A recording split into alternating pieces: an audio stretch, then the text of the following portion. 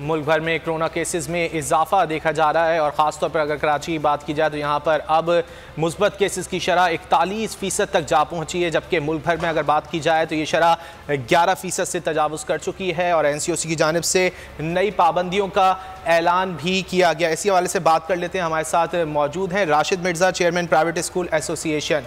काशिफ मिर्ज़ा साहब, ये बताइएगा कि जो नई पाबंदियों का ऐलान किया गया है, आप क्या समझते हैं, क्या वो सही हैं पाबंदियाँ? यकीनन ये एक अफसोसनाक अमर है कि आप कभी भी स्टेक होल्डर्स को अगर एतमाद में लिए बगैर ऐसे फैसले करें। और जब पिछले 2-2.5 साल के अंदर हमने कोविड के अंदर बारहा इन चीज़ों को टेस्ट करके देख लिया और ये भी नजर आया है कि स्कूल और तालीमी अदारे एक ऐसी जगह है जहाँ SOPs को भरपूर तौर पे उस पर इंश्योर हुआ है। और ख़ास तौर पे उस वक्त जब गवर्नमेंट का अपना NCOC का ये डाटा कह रहा है कि 98% टीचर और जो बच्चे हैं वो 94% से अबव जो है वो वैक्सीनेट हो चुके हैं। तो अब कुछ जवाब नहीं है कि इन पे ऐसी पाबंदियां लगाई जाए।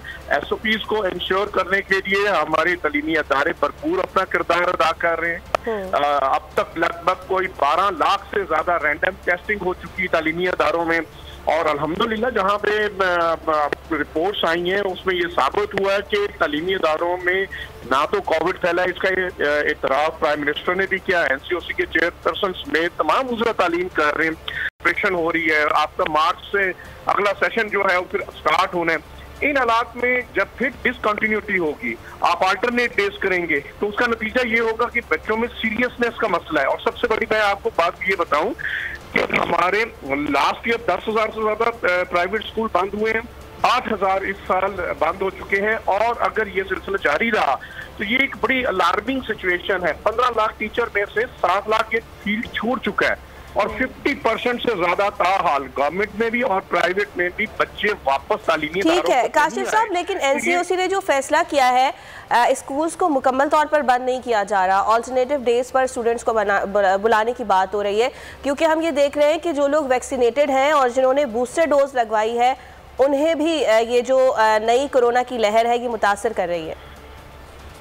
देखिए, एक तो बात इसमें ये पहलू जो है वो परेशान कौन है कि जब आप अल्टरनेट डेज में करते हैं तो इसका मतलब है बच्चे का तो 50% का तो एजुकेशन सेशन वैसे ज़ाया हो जाता है। और फिर जब बच्चा एक दिन आता है एक दिन नहीं आता तो वो फिर नॉन सीरियसनेस उसमें अपीयर होती है, उसका पढ़ाई से वो वैसे ही वो दूर पहले भी था और अब ज़्यादा नॉन सीरियसनेस आती है तो वो बिल्कुल नहीं, उसको पता है कि वैसे भी मुझे खराब के और रियाती नंबर तो मिल जाने हैं, लिहाजा मैं पढ़ के भी क्या करूँगा, प्रमोट तो मैंने वैसे ही हो जाना है। तो ये वो एलिमेंट है जिससे पिछले 2 से 3 साल होने को आ रहे हैं हमारे बच्चे 1100 में से 1100 नंबर की जो खराब इन्होंने बांटी है उससे बच्चों की कोई बेहतरी नहीं हुई, बच्चों की मुस्तकबिल की बर्बादी हुई। और ये जो आप बात कर रहे हैं ना कि ऑब्वियसली कोविड को जो अगर हमने अब रहना है तो हमें तो उसके साथ अब जिंदगी गुजारनी है, हमें बच्चों को तो एजुकेट करना है। और तालीमी इदारों में होंगे तो हम उनको वैक्सीनेट, बाकी के अगर 1-2% रह गए तो कर सकेंगे ना।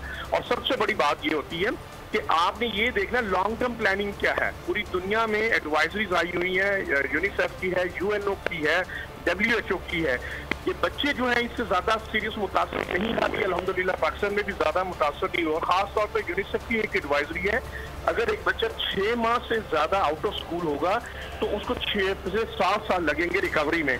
तो आप अगर 3 सालों में बच्चों को मुसलसल दूर रख रहे हैं तो उससे चाइल्ड लेबर में इजाफा हो रहा है। ये भी तो देखें कि हमारा लो कॉस्ट जो एरिया से ज्यादा बच्चे ताल्लुक रखते हैं जो इन तालीमी इदारों में है। अब आपने उनको 3 सालों में मुसलसल तालीम से दूर रखा तो वो तो छोटे मोटे कामों में उनके पेरेंट्स ने उनको लगा दिया।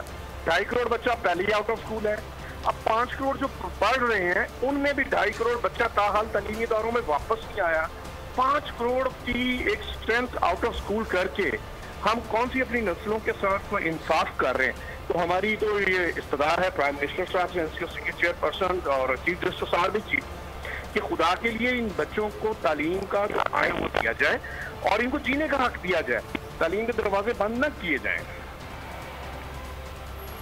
ठीक है, आपका ये मौक़िफ़ है कि पाबंदियां नहीं लगनी चाहिए, तालीम का सिलसिला जारी रहना चाहिए। हमारे साथ रहिएगा काशिफ मिर्ज़ा साहब, हमें ज्वाइन किया है डॉक्टर इमरान शरीफ ने, जो कि असिस्टेंट प्रोफेसर हैं यूनिवर्सिटी ऑफ एरिज़ोना में। डॉक्टर साहब बहुत शुक्रिया आपके वक्त का। डॉक्टर साहब, आप क्या समझते हैं जिस तरह की सूरत हाल ख़ासतौर पर पाकिस्तान में और पाकिस्तान के बड़े शहरों में देखी जा रही है, खुसूसन कराची में, आप समझते हैं कि सूरत हाल लॉकडाउन की मुतकाज़ी है?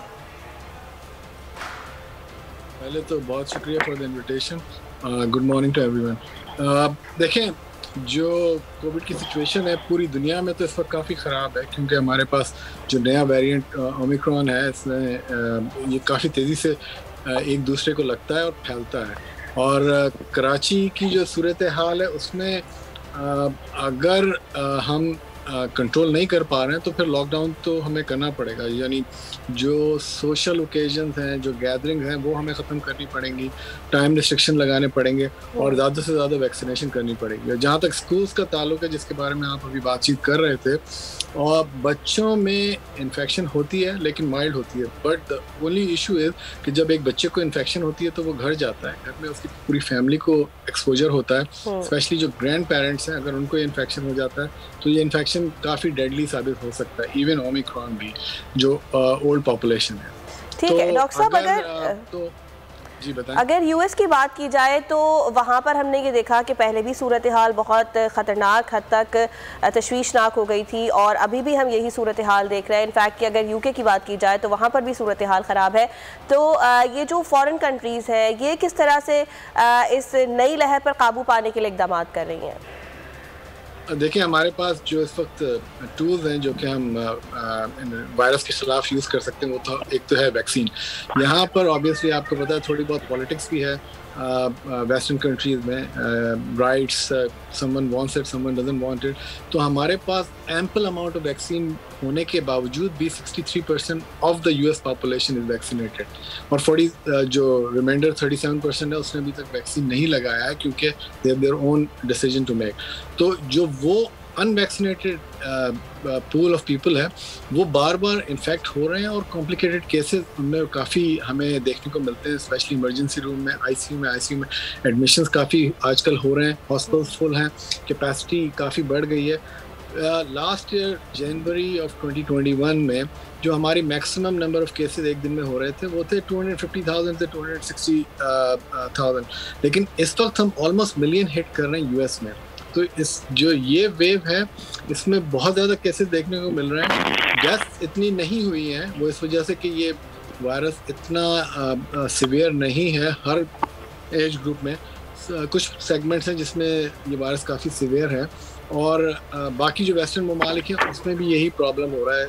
यूके की आपने जैसे बात की, वहाँ पर भी काफ़ी लॉकडाउन वगैरह चल रहे हैं, और बाकी भी यूरोपियन कंट्रीज़ में ये वायरस काफ़ी तेज़ी से फैल रहा है। अच्छा डॉक्टर साहब, आपने वैक्सीनेशन के हवाले से गुफ्तगू की, तो अब बात हो रही है बूस्टर डोज की। तो इन ममालिक में क्या सूरत हाल है बूस्टर डोज की? क्योंकि WHO की जानिब से अभी मुसलसल तहकीकात की जा रही है कि बूस्टर डोज अभी लगाई जाए या नहीं लगाई जाए। बूस्टर डोज जो है वो हमारे यहाँ CDC ने तो रिकमेंड किया है कि आफ्टर 5 to 6 मंथ आपने बूस्टर डोज लगानी है, क्योंकि जितनी भी स्टडीज अब तक पब्लिश हुई हैं, जो कि हमारे यहाँ जो 3 मेजर वैक्सीन यूज़ हो रही हैं, Pfizer, Moderna and J&J, after जो 2 शॉट्स होते हैं उनकी जो रिस्पॉन्स है और एंटीबॉडीज़ जो आपके जिस्म में बनती हैं, उसका लेवल जो है काफ़ी कम हो जाता है। सबसे कम J&J में है, उसके बाद फाइजर जो कि 34% है, और जो मॉडर्ना है it stage between close to 40 to 45%। तो इस वजह से बूस्टर रिकमेंडेड, बूस्टर के बाद आपका एंटीबॉडी रिस्पॉन्स काफ़ी बढ़ जाता है। और बूस्टर का एडवांटेज ये है कि 90% रिडक्शन इन हॉस्पिटल एडमिशन, जो कि काफ़ी हाई नंबर है, और अगर आप बूस्टर नहीं लगवाते तो वो नंबर जो है ऑलमोस्ट 50% पर आ जाता है। तो बूस्टर इस वक्त इसकी ज़रूरत है। और रिसेंटली इजराइल ने एक्चुअली एक स्टडी भी पब्लिश की है वो 4th डोज के ऊपर, लेकिन इट्स नॉट दैट इफेक्टिव। तो I think probably at this time पूरी दुनिया में पहले तो 2 डोज लगने चाहिए। बूस्टर जब आप 5 से 6 महीने हो जाते हैं वो लगवाएं। और सबसे इम्पोर्टेंट चीज़ है कि ग्लोबल जो डिस्ट्रीब्यूशन है वैक्सीनेशन की, दैट्स इम्पोर्टेंट, क्योंकि अभी 3 दिन पहले ही अफ्रीका में 1 बिलियन वैक्सीन डिलीवर हुई हैं through Gavi programme which is supporting Covax. तो वो सबसे इम्पोर्टेंट चीज़ है, क्योंकि अगर आप ग्लोबल वैक्सीनेशन नहीं करेंगे तो ये जो आपके नए वेरिएंट हैं ये बनते रहेंगे, क्योंकि दे नीड होस्ट, और जब लोगों को वैक्सीन नहीं मिली होगी तो वो होस्ट को यूज़ करेंगे और नया वेरिएंट बनेगा, जैसे ओमिक्रॉन है, और उसके बाद नया वेरिएंट भी जो मेरा ख्याल है वो इन्हीं जगहों से आएगा जहाँ पर वैक्सीनेशन हुई नहीं है, जैसे अफ्रीका हो गया, एशियन कंट्रीज़ हो गई, थर्ड वर्ल्ड कंट्रीज। ठीक है डॉक्टर साहब, ये फरमाइएगा कि जैसा कि अभी हम कराची में स्कूल्स के हवाले से बात कर रहे थे कि NCOC ने कल जो फैसला किया है कि जहां पर 10% से ज़ायद शरह है केसेस की, वहां पर कुछ पाबंदियां लगाए जाएं। अब जो स्कूल एसोसिएशन है उसका ये कहना है कि स्कूल्स बंद नहीं होने चाहिए। आप क्या समझते हैं कि ऐसी सूरत हाल में क्या इक़दाम लेने की ज़रूरत है? जो एजुकेशन, स्कूल्स और इन्फेक्शन काफ़ी सिवियर टॉपिक है ये डिस्कशन का, और इसकी सिवियरिटी भी काफ़ी है क्योंकि बच्चों की एजुकेशन इम्पॉर्टेंट है, उनकी ग्रोथ इज़ इम्पॉर्टेंट है। At the same time infection जो है वो प्रॉब्लम कर सकता है बच्चों में, उनकी फैमिलीज़ में, ग्रैंड पेरेंट्स में। तो जहाँ तक मेरा ख्याल है और जो मॉडल हम लोग भी यूज़ करना चाह रहे हैं US में, वो ये कि प्रॉब्ली हाइब्रिड मॉडल, और आप उसमें कुछ अरसे तो वर्चुअल एजुकेशन करें, कुछ अरसे आप इन पर्सन एजुकेशन करें। जब देखें इस वक्त हमारे पास वेस्ट में वेव जो है ओमिक्रॉन की काफ़ी तेज़ी से ऊपर जा रही है, और वो प्लेटो पे आएगी, उसके बाद कम होगी। और पाकिस्तान में अब जो ये वेव जो एक्चुअली आएगी वो होगी समवेयर इन मार्च। तो इस वक्त आपको अभी पीक तो नहीं नज़र आया, क्योंकि लास्ट ईयर भी जो 2021 था जनवरी में और फरवरी में वेस्ट में पीक आई थी, उसके बाद मार्च में पाकिस्तान में सेम रिपीटेशन हुई थी। तो इस वक्त हमारे लिए स्कूल के अंदर पाकिस्तान में best thing is hybrid model, और अगर केसेस बढ़ रहे हैं तो just go on virtual education. I think month और 2 ऑफ वर्चुअल एजुकेशन। डॉक्टर साहब आपका पॉइंट आ गया, काशिफ मिर्जा साहब से बात कर लेते हैं। काशिफ साहब, आपने डॉक्टर साहब की बात सुनी कि जो सूरत हाल इस वक्त खासतौर पर कराची में है, तो हम जो है वो ऑनलाइन एजुकेशन की तरफ भी जा सकते हैं, क्या आप इससे मुत्तफिक हैं? देखिए जी, एक ऐसे मुल्क के अंदर जहाँ पे आपके टोटल 14% जो हाउस होल्ड आपके पास ऑनलाइन फैसिलिटी है, और हमारा पेरेंट, टीचर और इवन स्टूडेंट जो है IT लिटरेट भी नहीं है। इन हालात में हमने ये देखा इंफ्रास्ट्रक्चर सिरे से जो है आपके पास नहीं है, और मोबाइल के ऊपर अगर आपके पास नेट मौजूद है तो उस पर जो है क्लासरूम एनवायरनमेंट नहीं बनता, हर बच्चा लैपटॉप अफोर्ड नहीं कर सकता। और ये हमने पिछले 2-2.5 साल में करके देखा है। जिन 2% को टोटल पॉपुलेशन बच्चों को ऑनलाइन एजुकेशन मिली, और वो भी आपने देखा 2 साल मुसलसल पिछले जो गुजरे उसमें सड़कों पे एहतजाज करते दिखाई दिए कि उनको कुछ जो है वो पढ़ाई का पता नहीं चला। इवन के जो हायर एजुकेशन के जो बच्चे थे उनको भी नहीं पता चला। यहाँ तो जलसे जुलूस धड़ल्ले से हो रहे हैं, मेले खेले हो रहे हैं, मज़ारों पे जो है वो हजूम इकट्ठे किए जाते हैं, वहाँ कोई पाबंदियाँ नहीं होती। हमेशा जब नजला गिरता है तो तालीमी अदारों पे गिरता है। अब आप सब, बल्कि डॉक्टर साहब ने भी कहा, इवन के जो आपने WHO की जो एडवाइजरी भी देखी है उसमें भी बूस्टर डोज उसको रिकमेंड नहीं किया जा रहा। और ये भी बात है कि अल्लाह का शुक्र है इसका बहुत ज्यादा कुछ। काशिफ साहब, WHO ने रेकमेंड करने या ना करने के हवाले से अभी तहकीकात कर रही है, इस हवाले से बताया WHO ने। इसलिए वो रिकमेंड नहीं ना किया उसने। और दूसरी सबसे बात एक ऐसे पाकिस्तान में जहां आपका खुद का NCOC का डाटा कह रहा है कि 98% टीचर वैक्सीनेटेड है, और वो ये कह रहे हैं कि 94% जो बच्चे हैं वैक्सीनेटेड हैं। तो मुझे नहीं समझ आती कि जब आपका क्या कर सकते हैं, आपने वैक्सीनेशन करनी थी, आपने करवाई, और हमने तो उसमें भरपूर ताउन किया। हमने तो खुद अपने सेंटर्स जो है अरेंज किए हैं जहां पे बच्चों को हमने गवर्नमेंट के साथ मिलकर वैक्सीनेशन करवाई है। इसके साथ हम क्या कर सकते हैं? इसका कोई हल नहीं है कि आपने 5 करोड़ बच्चे जो पढ़ते थे उनमें से 2.5 करोड़ बच्चों को मुस्तकिल घर बैठा दिया है, और बाकी जो 2.5 करोड़ बच्चे हैं अब उनको भी घर बैठाना है। 2.5 crore already out of school था, 5 करोड़ बच्चे अमलन हमारे इस वक्त आउट ऑफ स्कूल हैं। हमें उनकी नस्लों का सोचना है। अच्छा, फिर हमने ये सोच लिया है कि ये अगर इसी तरह से कोविड की मुख्तलिफ शक्लें आती रहनी है तो हमने तालीमी अदारों को बंद रखना है। लोग ऐसा नहीं है, हमें एक इसका लायामल बनाना है, हमने कौम तैयार करनी है, हमने अपने बच्चों को वैक्सीनेशन। ठीक है काशिफ साहब, आपका पॉइंट आ गया कि स्कूल्स बंद नहीं होने चाहिए। डॉक्टर साहब ये फरमाइएगा कि हम ये देख रहे हैं कि शुरू से ही एक तबका ऐसा है पूरी दुनिया में जो कि वैक्सीनेशन के खिलाफ है, एक तबका ऐसा है जो कि मईशत को बेहतरी की तरफ ले जाना चाहता है, तो फिर हम ये देखते हैं कि लॉकडाउन की मुखालिफत की जाती है। आप क्या समझते हैं अब ये जो कोरोना के नए वेरिएंट सामने आ रहे हैं, जैसा कि आपने भी कहा कि इसकी शिद्दत इतनी ज़्यादा नहीं है, तो क्या अब हमें इसे सीरियस लेने की ज़रूरत नहीं है?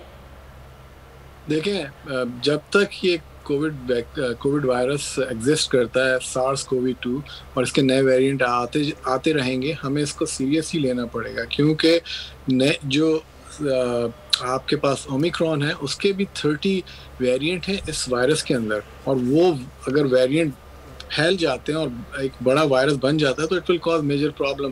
तो जब तक हम ग्लोबल वैक्सीनेशन नहीं कर देते, जब तक वायरस अपनी स्ट्रेंथ लूज नहीं कर देता, उस वक्त तक हमें सारे मेजर्स लेने पड़ेंगे, जिसमें मास्क इज़ वेरी इंपॉर्टेंट, जो कि इस वक्त वेस्ट में surgical mask, N95 mask, certain जो जनरल पब्लिक है उसके लिए रेगुलर सर्जिकल मास्क, और जो हेल्थ केयर प्रोफेशन है या हाई रिस्क पॉपुलेशन के लिए N95 मास्क वो आप यूज़ करें जब आप कहीं बाहर जाएं। सोशल गैदरिंग्स को अवॉइड करें, सोशल डिस्टेंसिंग रखें।